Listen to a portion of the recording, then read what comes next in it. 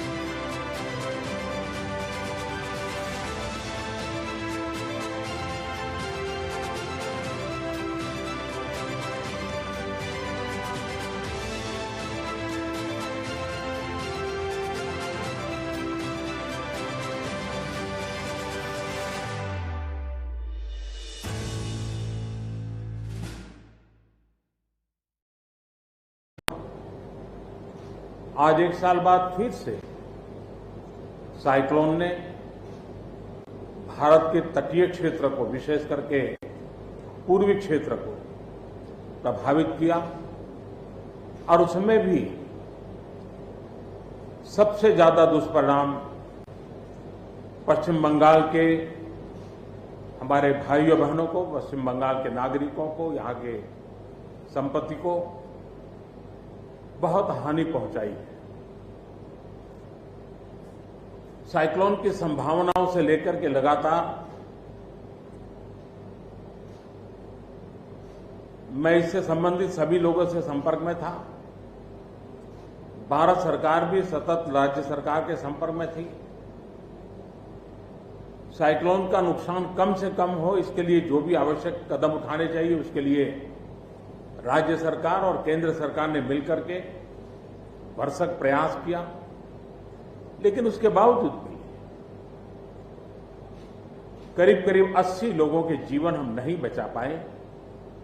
इसका हम सबको दुख है। जिन परिवारों ने अपना स्वजन खोया है उनके प्रति केंद्र सरकार, राज्य सरकार और हम सबकी संवेदनाएं हैं और इस संकट की घड़ी में हम उनके साथ हैं।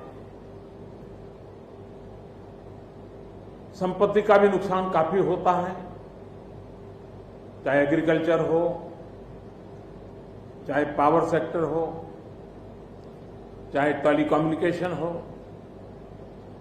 चाहे घरों का उजड़ जाना हो, अनेक प्रकार का, चाहे वो इंफ्रास्ट्रक्चर का हो, चाहे व्यापार जगत से लोग जुड़े हुए हो, चाहे खेती क्षेत्र से जुड़े हुए, हर किसी को नुकसान होता है।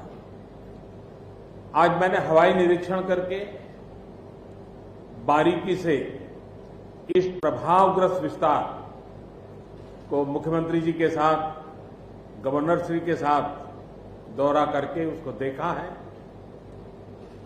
अभी राज्य सरकार ने और मुख्यमंत्री जी ने विस्तार से मेरे सामने जो भी प्राथमिक आकलन है उसका ब्यौरा दिया है। हमने तय किया है कि हो सके उतना जल्द डिटेल में सर्वे हो, कृषि का हो, पावर सेक्टर का हो, टेलीकम्युनिकेशन का हो, घरों की जो स्थिति है, इंफ्रास्ट्रक्चर की जो स्थिति है, केंद्र सरकार की तरफ से भी तत्काल एक टीम आएगी और वो टीम इन सभी क्षेत्रों में सर्वे करेगी और हम मिल करके रिहेबिलिटेशन हो, रिस्टोरेशन हो, रिकंस्ट्रक्शन हो, उसकी व्यापक योजना बना करके बंगाल की इस दुख की घड़ी में हम पूरा साथ देंगे, सहयोग देंगे और बंगाल जल्द से जल्द खड़ा हो जाए, बंगाल जल्द से जल्द तेज गति से आगे बढ़े, इसके लिए भारत सरकार कंधे से कंधा मिला करके काम करेगी और जो भी आवश्यकताएं होगी उन आवश्यकताओं को पूर्ण करने के लिए भारत सरकार के जो भी नीति नियम है उसका पूरी तरह उपयोग करते हुए पश्चिम बंगाल की मदद में हम खड़े रहेंगे। अभी तत्काल जो इस संकट की घड़ी में राज्य सरकार को कठिनाई न हो, इसके लिए एक एडवांस असिस्टेंस के रूप में 1000 करोड़ रुपया भारत सरकार की तरफ से व्यवस्था की जाएगी।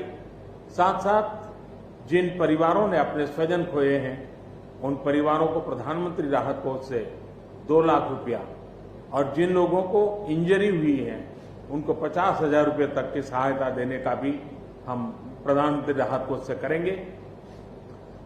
पूरी दुनिया एक संकट से जूझ रही है। भारत भी लगातार कोरोना वायरस के खिलाफ लड़ाई लड़ रहा है। कोरोना वायरस की लड़ाई में जीतने का मंत्र और साइक्लोन में जीतने का मंत्र दोनों पूरी तरह एक दूसरे के ऑपोजिट है। कोरोना वायरस से लड़ने का मंत्र है जो जहां है वहीं रहे, जरूरत नहीं हो तब तक घर से बाहर न निकले और जहां भी जाए 2 गज की दूरी बनाए रखे। लेकिन साइक्लोन का मंत्र है कि साइक्लोन आ रहा है, जल्दी से जल्दी सुरक्षित स्थल पर आप शिफ्ट कर जाइए, वहां पर पहुंचने का प्रयास कीजिए, अपना घर खाली कीजिए। यानी दोनों अलग अलग प्रकार की लड़ाइयां एक साथ पश्चिम बंगाल को लड़नी पड़ी है। लेकिन उसके बावजूद भी ममता जी के नेतृत्व में राज्य सरकार ने भरसक प्रयास किया है।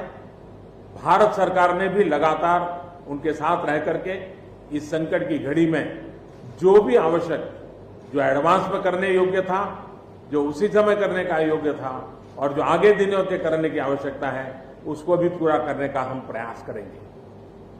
आज समग्र देश को जिनके लिए गौरव है, ऐसे राजा राममोहन राय जी की जन्म जयंती है और उस समय मेरा पश्चिम बंगाल की इस पवित्र धरती पर होना मेरे मन को छूने वाली बात होती है।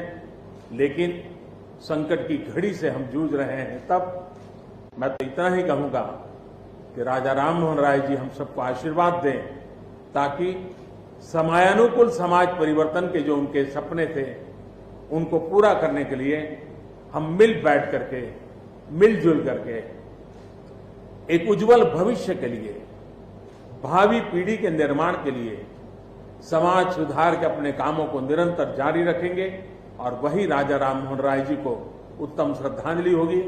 मैं मेरे पश्चिम बंगाल के सभी भाइयों बहनों को विश्वास दिलाता हूं कि संकट की घड़ी में पूरा देश आपके साथ है। भारत सरकार कंधे से कंधा मिला करके आपके साथ आने वाले सभी कामों में खड़ी रहेगी। इसी संकट की घड़ी के समय आप सबसे मिलने आया हूं, लेकिन कोरोना वायरस के कारण सब नागरिकों से तो नहीं मिल पा रहा हूं। मन में एक कसक तो रह जाएगी। यहां से मैं आज उड़ीसा की ओर जाऊंगा और वहां भी हवाई निरीक्षण करूंगा, वहां के माननीय मुख्यमंत्री जी से, वहां की सरकार से बातचीत करूंगा। मैं फिर एक बार पश्चिम बंगाल की इस दुख की घड़ी में मैं आपके साथ हूं। जल्द से जल्द आप इस संकट से बाहर निकले, इसके लिए मैं पूरी तरह आपके साथ रहूंगा। बहुत बहुत धन्यवाद।